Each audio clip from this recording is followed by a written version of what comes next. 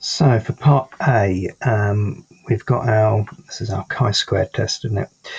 We don't know what the probability was, so we might as well find out what the probability is, haven't we? So we've got 0 19 times, we've got 1 11 times, we've got 2 7 times, we've got 3 twice, and then we've got 5 once. And if we divide all of that by the 40, that will tell us what the expected value is. So what that will work out to be, that is 11 and 14 and 6 and 5. That is 36. So we got 36 over 40. So the expected value is 0.9. But of course that is NP equals 0.9. We know that N is 6.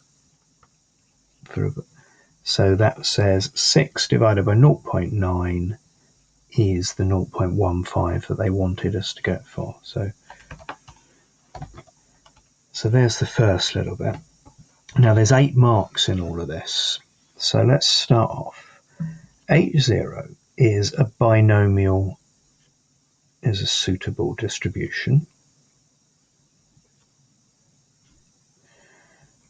And H1, the binomial, is not suitable. That's what that says. That word there is suitable, as I've scrolled there. So we'll probably get a mark for that. So working with a binomial, 6 and 0.15, and of course we're going to have to times everything by 40 as well. We are pretty certain some of these are going to be too small, aren't they? So let's set up a table. So the number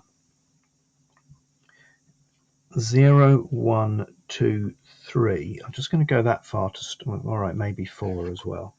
And let's see what we get here. So we'll go with a distribution, a binomial equal to, let's start with 0. Number of trials is 6 and the probability is 0.15. So that one there is 3771. And variables, statistics, result, distribution P times by, we did it 40 times, didn't we? So that one there's 15.085. That one's going to be perfectly fine. Sorry, I'm going to do this. I mean, I'd probably do this in a table if I was doing it, but if we went for 1, change that to a 1 now, that one's going to be fine as well. If we go to a 2, 0.7, so what's that, 40 times that, that's fine. 3, I reckon that one's too small. Yeah, if you look at that one there, absolutely tiny, isn't it? So if you did that one times 40, you wouldn't get enough. So I think this needs to be greater than or equal to 2 for this bit here. So that is 2235.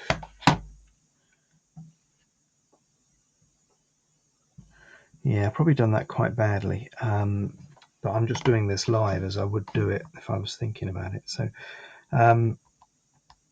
menu 1, variables, statistics, result, distributions P times by 40. Yeah, look, that only gives 8.94 there. So that would be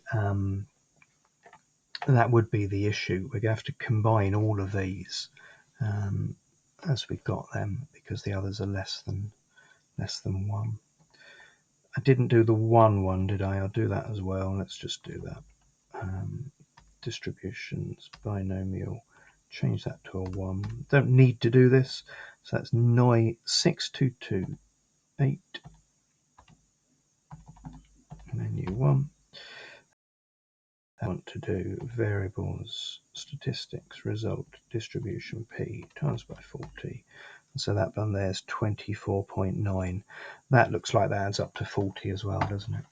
Right, let's write something down, all of that there. So we're going to combine 2, 3, 4, 5, 6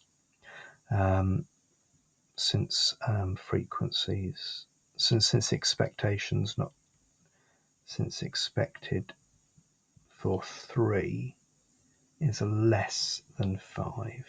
Hopefully they don't want us to actually work out what the value is and that we've done it all there. So combine these ones here. Right, let's go a bit more. Let's go degrees of freedom. Degrees of freedom. 1, 2, 3. Okay. Take away 1 as always. I'm going to take away an extra 1 because we estimated the P. So I think we've only got 1 degree of freedom.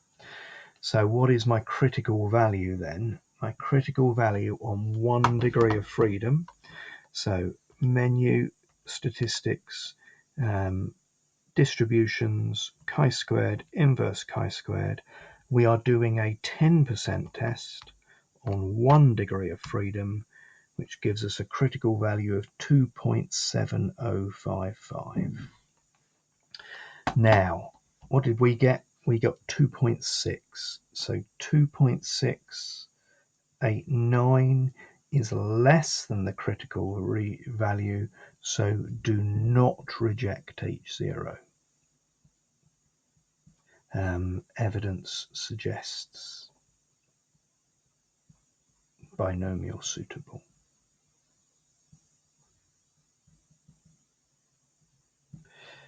Now let's have a think. Have we covered everything for 8 marks? Yeah, it's all there. I'm a bit worried whether I had to put a bit more in here. I think I have to make sure I've explained why I did this extra takeaway 1. And we got 3 marks now as well for the next bit. So if we have this new table, what would the new P be? Would this change? So 0, 19, 1 times 11 times, so that's just the same as it was before. 2 only 6 times now. 3 3 times, so we've gained 1 there, and we've lost 1 there, haven't we? So that adds up to 36 again. It's the same as we got earlier. So we're going to have the same P equals 0.15. That's not changed. So if that's not changed, that means we'll still combine all of the others. We'll still combine 2 or more, which means they'll be exactly the same figures, won't they? Because the 2 or more figures are still exactly the same. So exactly the same test statistic. And I suppose we've got 3 things we're saying there, haven't we? I was thinking, how can we get 3 marks for that? So 1 mark for the conclusion here, based on the fact that we're still going to combine that based on the fact that the probability hasn't changed. So that might be enough there.